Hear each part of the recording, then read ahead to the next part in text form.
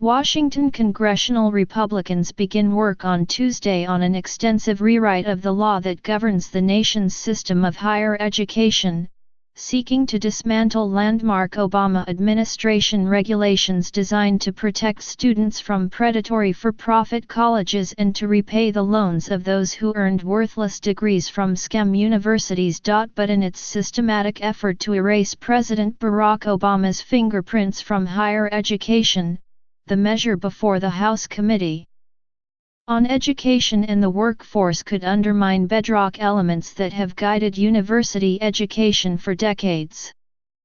One provision alone could do away with the system of credit hours that college students earn to complete their degrees. The bill addresses many of the ill-conceived mandates handed down by the Obama administration in favor of policies that will allow higher education to meet the current needs of students, said Representative Virginia Foxx, Republican of North Carolina, the committee chairwoman and the chief author of the Promoting Real Opportunity, Success, and Prosperity Through Education Reform, Prosper, Act. Many elements of the bill to be formally drafted on Tuesday would pursue bipartisan goals, simplifying the federal financial aid process, cutting down on student debt and expanding programs like federal work-study. But the bill's efforts to roll back the Obama legacy will divide Congress and the education community along partisan lines.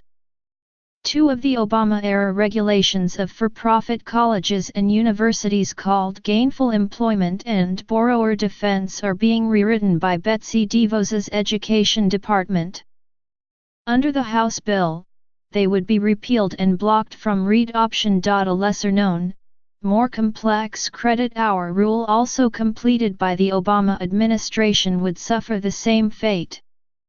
Policy experts say the undermining of university credits would be among the most consequential provisions in the 542-page bill, illustrating how in their haste to erase Obama's regulatory legacy, Republicans could disrupt a higher education system that is considered the best in the world. The credit hour is the bedrock of the entire higher education system, so it could be catastrophic, said Amy Ladinen, the director of higher education at the New America Foundation, a research group. This could do things we can't even imagine yet, like open up the door to a whole new breed of for-profit institution, without any safeguards.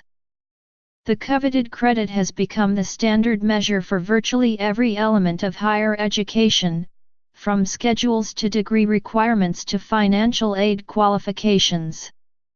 In 2011, the Obama administration issued rules that set minimum requirements for awarding college credits after finding that lax oversight allowed for-profit institutions to inflate credit hours for each class, speeding up degrees and bringing in more financial aid dollars guaranteed by federal taxpayers. A 2010 Education Department Inspector General's investigation found that one for-profit school awarded 9 credits for a 10-week course, significantly more than the traditional programs. Average of 3 credits for a 15-week course. Under the Obama-era rules, colleges can choose from a menu of options to define a credit hour, including hours of instruction, evidence of student achievement or amount of work represented in outcomes. The Obama Education Department maintained that the definition still gave institutions plenty of room to run higher education institutions. Still, several college and university groups opposed the rules for being intrusive and burdensome. The creation of a federal definition of a credit hour was part of the Obama administration's Washington knows best approach to higher education, and it only created barriers to innovation for students and institutions, Ms. Fox said. But where Republicans see deregulation, others see potential chaos. House Democrats said Republicans refused for months to engage in talks about reauthorizing the bill. Democrats called it a partisan bill that would weaken safeguards. In addition to the gainful employment, borrower defense, and the credit hour rules, the bill calls for repealing a requirement that for-profit institutions get at least 10% of their revenue from non-financial aid sources. That rule was issued because some for-profit colleges were signing up students that did not have the means or ability to complete a degree or find gainful employment.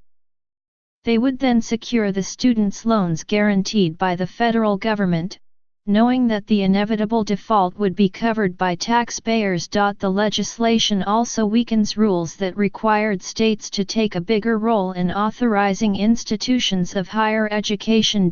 Ms. Leitonen for years has advocated cracking the credit hour, after finding that it was never intended to be used as a measure of learning, as colleges use credits now.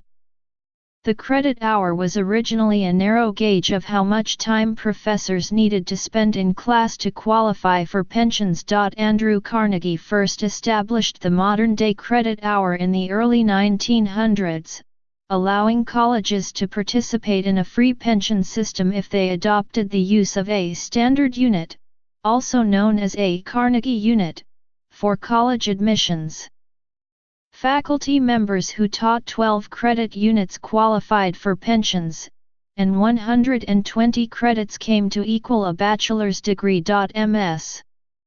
Leitonen is among those who believe that the credit hour has become a faulty proxy for what a student knows, when really it only measures how much time they spent in a seat. But throwing out the credit system without a replacement would reopen the system to hucksters preying on students and bilking the federal loan guarantee, she said. In no way are we prepared to just throw out the credit hour, Ms. Leitonen said. It's hard for me to see a world where we don't see massive fraud and abuse if this bill were passed. After the credit rule began, non-traditional higher education institutions took advantage of it to be more creative in how they deliver education, for instance, offering more self-paced degree programs, online classes, and experience-based assessments of learning. The number of so-called competency-based education programs, which award credits based on demonstrated mastery versus how long students spend in class, rose from 20 the year the rule went into effect to 500 in 2015, according to a New America estimate. Paul LeBlanc, the president of Southern New Hampshire University, said he fears that programs like his would suffer without accountability. Mr. Obama praised his private, non-profit college for its flexibility and affordability. The university has a program that allows students to earn a business degree in 3 years without attending summer classes, and another program that emphasizes career readiness through projects and real-world experiences instead of class time. Mr. LeBlanc said the Republican higher education bill may open up opportunities for more innovation, but, he said, it doesn't answer the question, how do we know? Mr. LeBlanc said any move that weakens guardrails is bad for business, especially among non-traditional institutions that have been lumped in with bad actors. We still run into people who raise their eyebrows, he said.